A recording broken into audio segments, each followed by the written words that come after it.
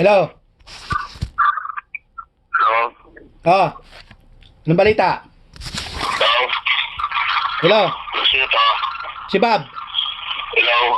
Si Bob ito, si Bob. Sino? Si Bob. Ay!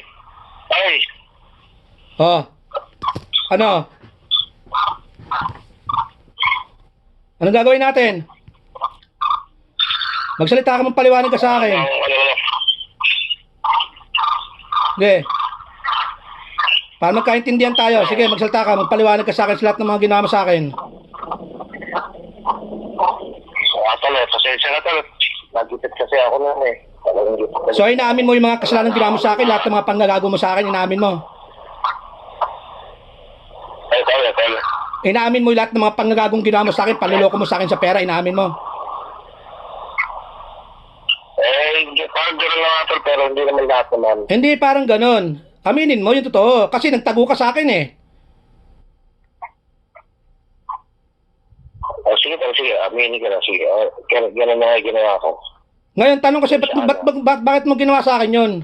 Hindi mo ba alam? Yung nanay mo, si nanay, tinuring akong anak niyan. Nung nagka-video call kami ni nanay, birthday na birthday ko nun, nag-long distance ako kay Ate Grace. Anong sabi sa akin ni nanay? Anak, tulungan mo naman yung kapatid mo. Nahirapan yung kapatid mo. Anong sagot ko? Opo nanay, huwag ka mag-alala, hindi ko pababayaan yung kapatid ko. Pero during that time pala, pinaglolo ko muna ako. Hindi ka na konsensya sa akin? Naksidente pa ako, nakuryente ako.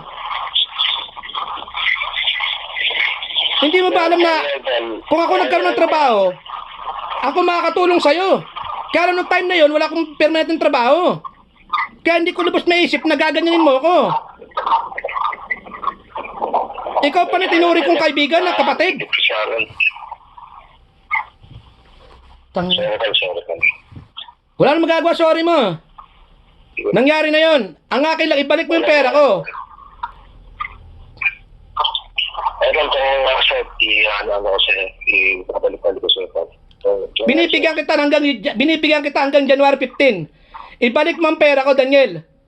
Dalawa lang bagay pagpipilian mo. Ang ipagpalit mo ang buhay mo sa kulungan o ibalik mo yung pera ko ng buo. Wala ka sa lugar para makiusap sa akin. Ako ang nasa lugar. Kaya magpasensyaan tayo. Ang sakit ng ginawa mo sa akin, Daniel. Tinuri kitang kapatid. Minahal kita bilang kapatid. Ikaw ang kaunang ninong ng anak ko.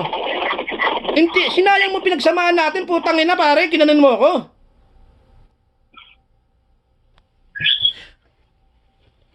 Hindi ko labas maisip na gaganin mo ako.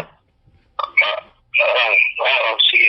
Alam mo, hindi mo naman ako mapatawad sa ginawa ko. Talagang hindi kita mapapatawad. Kahit nga sa Ate Grace, sinabi na Ate Grace. Nakiusap sa Ate Grace. Kaya lang hindi. Decision mo tal, yun na lang din. Ano yun na lang. Tatanggapin ko lang kung anong decision mo. Wala akong magagawa. Basta ibalik, wala kang magagawa. Basta ibalik mo ang pera ko. Antay ko hanggang January 15. January 15, balik mo sa akin. Hindi ka alam sa'yo kung may ano ka. Bahala ka. Magugulat ka na lang dyan. Papalig sa'yo ng po. Hindi ko problema yung problema mo yun. Kung ayaw mo malaman din nila nanay sa kanil tatay. Sige. Ano ko na lang. Noon, binigyan kita ng maraming pagkakataon para kontakin ako pero hindi ka gumagawa ng paraan. At saka wala akong magawa. Dahil wala akong ebidensya may pakita para ireklamo ka. Ako sa'yo, tol. Nakablock ako sa'yo. Paano hindi kita ibablock? Hindi mo rin naman sinasagot yung mga tawag ko. Ang dami mong may excuses. May ebidensya na ako sa'yo. Lahat ng mga tawag mo ay sinagot ko nun. Pero yung... Wala kang sinasagot sa mga tawag ko. Pati yung mga litrato, hinihingi kong litrato, hindi mo binibigay sa akin. Pati si Rhea, tinanong ko si Rhea. Walang alam si Rhea sa mga ginagawa mong katantaduan sa akin. Dahil akala niya, pag lumalayo ko daw, puro kabastusan ng pinag-uusapan natin. Pero hindi niya alam, tinatantado mo na ako.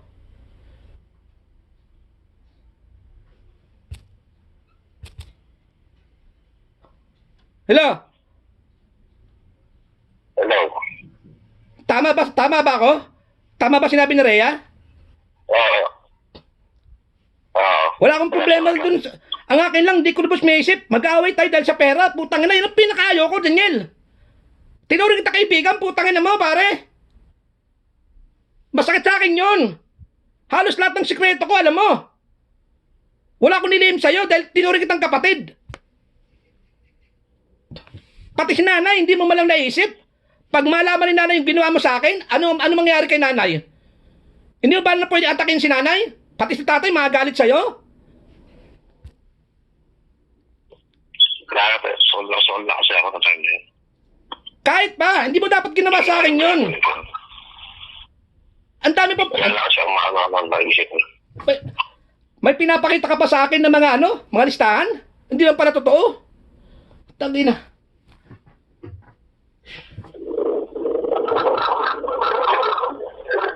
Gawa mo ng paraan yan, Daniel. Sinasabi ko sa'yo, hindi kita tinatakot, hindi ako nagbabanta.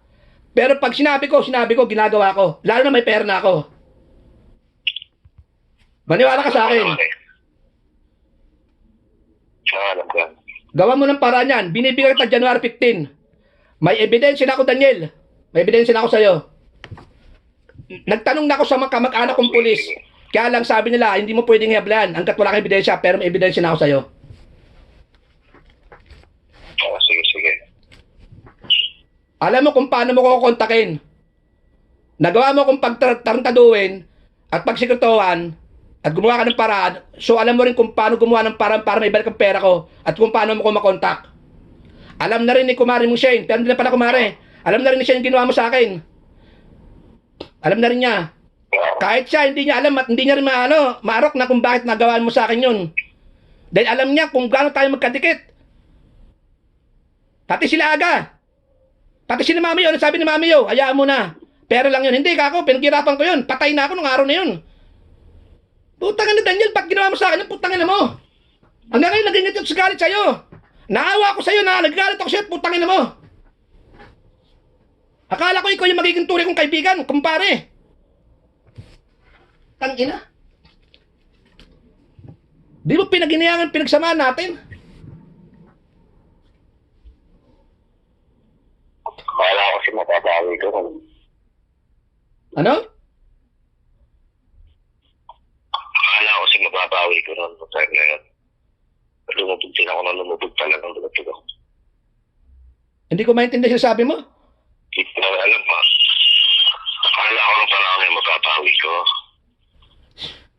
Hindi mababawi mo eh. Lumubog lalo ako lumubog.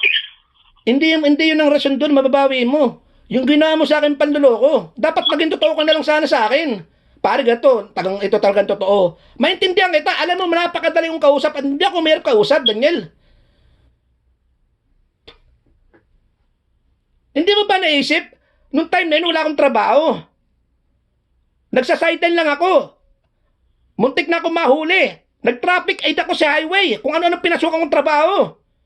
Pero kasama mga inisip ko kung paano kita matutulungan. Pero puta na, pinaglolo ko mo na pala ako. Gano'ng kasakit sa akin yun, Daniel? Tangina. Nakikiusap pa ako siya, makakawak sa'yo, pare. Sana gato ganyan, para makauwi na kami ni Kumari mo. Pero di ko alam, gano'n na pala ginagawa mo sa akin.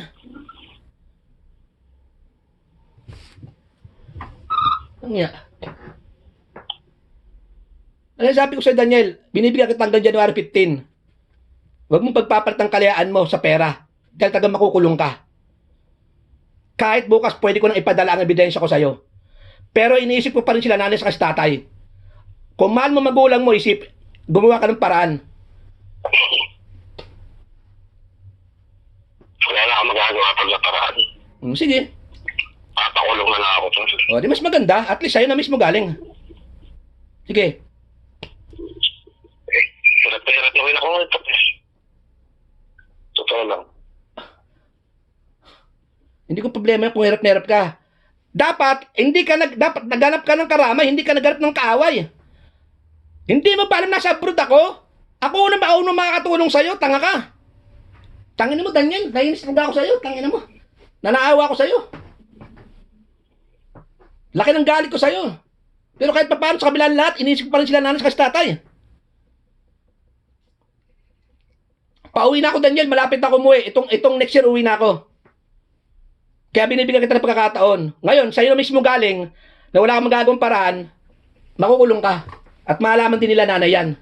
Dahil mismo mga kamag-anak kong pulis ang dadampot sa'yo. May ebidensya na ako sa'yo. Sige, tol. Tanggapin ko na lang yan. O, tagang dapat mong tanggapin. Dahil taga niloko mo ako. Tanggapin mo yan. Oo. Oo, tatanggapin ko. At least, inamin mo mali mo. Nagkamali ako talaga. Dapat lang aminin mo. Kung yung mga tinakasan mo... Nagkamali ako. Ha? Ano na? Nagkamali ako. O, talagang aminin mo nagkamali ka. At kung mga nautangan mo at napagtaguan mo na hindi ka nakulong at hindi ka nila pakulong, ako, siguro ko sa'yo, makukulong ka. Dahil hindi birin perang pinapadala ko sa'yo, pare. Alam mo, nagpapakirap ako sa abroad. Na-accident na kuryente ko, di ba? Alam mo yan, di ba? Namatay ako na ilang segundo. Pero patuloy mo pa rin akong tinatarantado. Hindi ka ba na konsensya nun?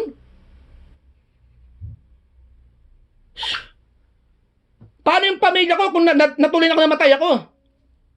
Paano yung mga anak ko? Paano si Shane? Pero sige pa rin ang ano mo sa akin. Pinagdugtong-dugtong ko na lahat ng mga ginawa mo sa akin. Kaya sabi ko, ito na nga kako, totoo na to.